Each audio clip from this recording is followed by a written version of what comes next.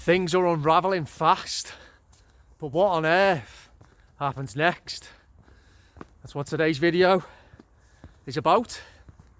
So, many people have remarked in the last few days the speed at which the narrative is collapsing and the lies are being outed. I thought that the position that we're in now would be another year or maybe 2 years off. So quite clearly, the point that we knew we had to get to, I think we're there much quicker than I anticipated. The point of maximum danger, let's say. Now we know, those of us who've been paying attention, when I say the lies have been outed, they were there from the start. We noticed them right at the start. But more and more members of the general public now are really starting to see the true scale of the deception, of the lie, of the evil, of the malevolence. So I've got some positives and some negatives in this video, but I'll just start by saying this. I think I understand why this country, the United Kingdom, but particularly England, has been under what has been, in my opinion, the most concerted psychological attack on its citizens and its value structures, its beliefs, the fabric of its society, its cultural and political life, out of any nation on earth. I think I know why that is,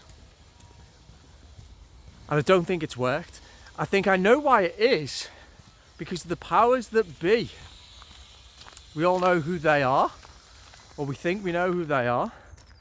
They know the hardest nation to break was going to be the United Kingdom, and again, particularly England. So many of us are realising that deeply embedded within our DNA is that indomitable fighting spirit that has been there for generations, for centuries. And that was the first step in defeating fascism in the 1930s and 1940s. Well, this time it's a medical fascism, and I think that again this country is right at the front in taking a stand, which is amazing because it's people like us who that is. So I think ultimately we will take our place in history, but not just yet. We still have work to do. So the reason why this psychological attack has been so all-encompassing, it really has, why our institutions have been invaded, why the narrative of the political narrative and cultural narrative and every other narrative has been polluted by these extreme left-wing woke ideas, ideologies, I should say, why the media has sought to fester so much division amongst our population and to undermine by destabilising and demoralising and confusing, is because they know there is still enough people in this country with that real attachment to our British values: family, small business, freedom, democracy, choice, live and let live. They're the values, community. And maybe if this was 10 years later that they tried this, we wouldn't be seeing this pushback. The pushback in this country is fierce, absolutely fierce. And in the early days, and probably until about not so long ago, maybe last summer, I was critical largely of most people because they were too slow to wake up. Most people were too slow to wake up. They were very naive. There's large-scale ignorance, and a lot of people just in a stupor. I don't think they wanted to acknowledge. But now, enough people have. And those sleeping lions are rising from their slumber. And what happens when you raise the British from their slumber? You don't want to mess with them. And that's where we're at now. But what happens next? So, the positives, real positives are, well, if I could choose to be in any country in the entire world right now, I would say, leave me alone, I'm happy here. Don't want to be anywhere else.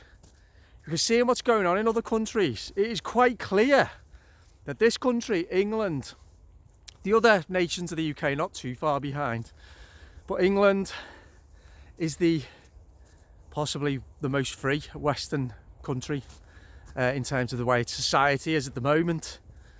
I can't do everything I used to do, but I can do most things, which means that we've got work still to do. But compared to what's going on in other countries, many European countries, most European countries, Australia, Canada, New Zealand, you know the score, a lot of the blue democratic states in America, this country has managed to stave off the descent into totalitarianism.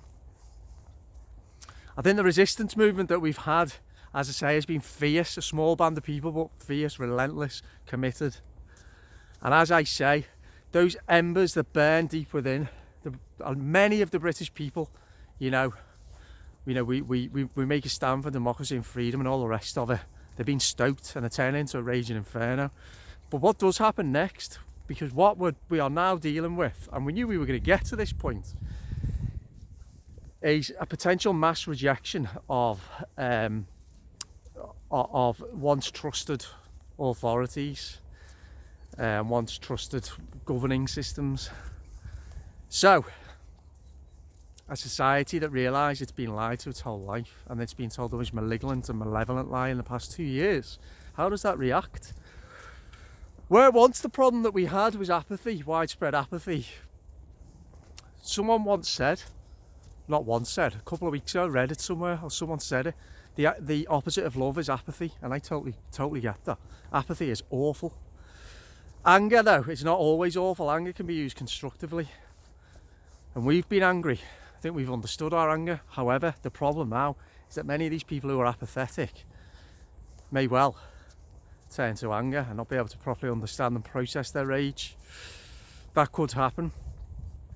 On the flip side, I can make a case that the awakening in this country has been whilst it's accelerated massively since just before Christmas and in the last few days, I saw the first signs of it this time last year. If you check back, you'll see some videos. Something I did one about planting the seeds of doubt, and their seeds of doubt are growing, and I did a few others saying the tide's starting to turn. I think the tide did start to turn a long time ago. It just turned into a tidal wave now. So what does that mean? Well, this is good because it means that whilst there are going to be those who snap out of apathy into anger, all of a sudden they'll wake up one day and realise they've been told a horrendous lie, that they've potentially seriously and severely damaged themselves, possibly their children. I think there's more. And how will they cope? What will they do? Are they going to, I don't know, are they just going to melt into the ground? Are they going to spontaneously combust? Are they going to kill themselves? I'm sorry to say this, but how are those people, the ones who've been dreadfully brainwashed, going to cope? But the other ones, the ones who've started to open themselves up in the last year to the fact that some of what we've been saying may be true, have gone on a slower awakening process, and that ideally is probably the best way for the masses for people to wake up is to day by day drip, because what it allows us to do then is to reflect, to understand, to not become too burdened, and to not go through too much shock.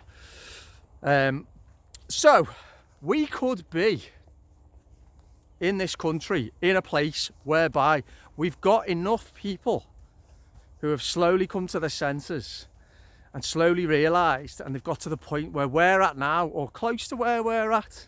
But because it's happened over a longer period of time, albeit there's been a catalyst in the last few weeks, they've come to terms with it, rather than those who will not come to terms with it, and they'll wake up one day and it'll be like they're getting slapped across the face, and they will not know how to cope.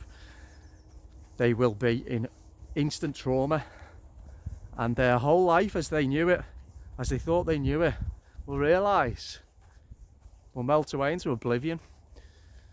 So all the positives are, obviously, we now need to, I've done a couple of videos lately where I've been angry, and I try to always reflect the way I'm feeling genuinely, because I know that it also reflects the way others are feeling. Some days we feel like offering an olive branch, and other days we're just to the to the brainwashed and to the apathetic, and other days we feel like, no, how many chances do they need?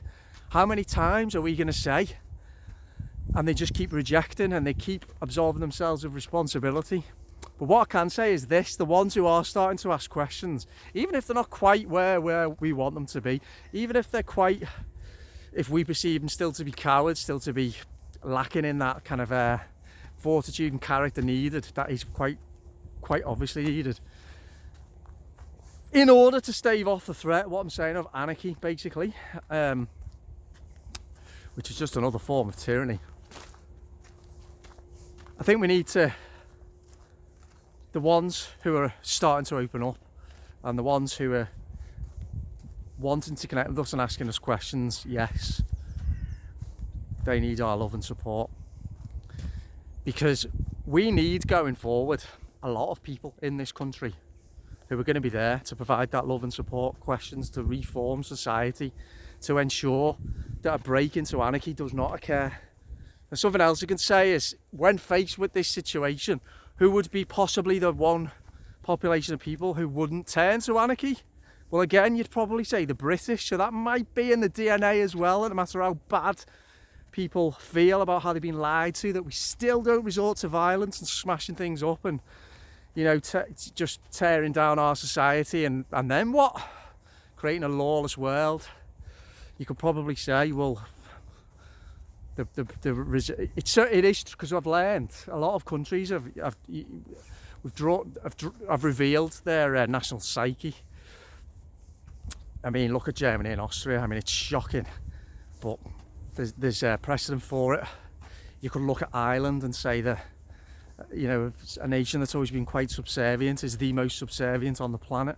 You could look at Australia, which appears to have turned into a prison camp once again, and you can look at France and see how the passionate French, but how they're much more overt in their rebellion, and, you know, getting out there and it's doing what the French do, smashing things up and rioting, and what have we done?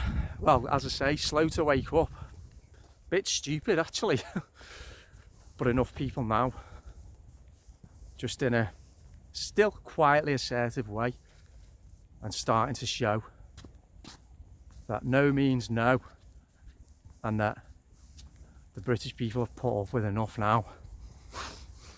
And that's the stereotype, isn't it, really? There's always a grain of truth in every stereotype, and it's interesting, as I say, how the response of different countries to what's going on appears to be revealing what many already thought was the ingrained in that national consciousness. So what happens next is the question I'm going to ask you all. What does happen next? And when I say next, we're not even talking about a year down the line now. I mean, we could be talking next week, 2 weeks. It's happening so quick. So quick. So I want to ask you, what do you think about what I've said there? What do you agree with? What do you disagree with? Do you think that we can stave off the threat? We've staved off the threat of totalitarianism, and I think we have in this country now, although the job isn't quite done. But our next task is to stave off the threat of a different type of tyranny, which is anarchy. Now, what are the chances of that happening? Could you imagine that occurring in this country? What are the ramifications of a society that's lost faith in itself and all of its overarching institutions and organisations? How does a people react when they realise that the scale of the lie that they've been told is unfathomable, incomprehensible, and of such cruelty that nobody can really process it? So, and to what extent do you agree that we need to be there to help those who are even willing a little bit to listen to us now? So, yeah, let me know. Don't forget to subscribe, and I will speak to you all soon. Bye bye.